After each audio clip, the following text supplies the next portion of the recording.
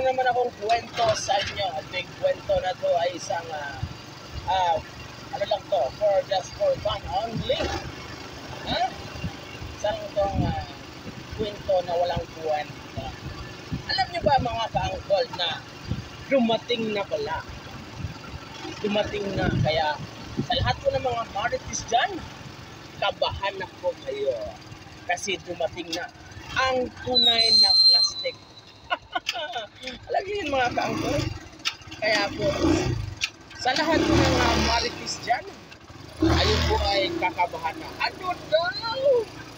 O mga ka-angkol, sa lahat po ng mga marites dyan, kabahan na daw po kayo. Dahil dumating na ang tunay na plastic. Ano daw?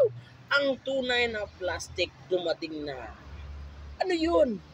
Ang plastic na urukan. Salamat.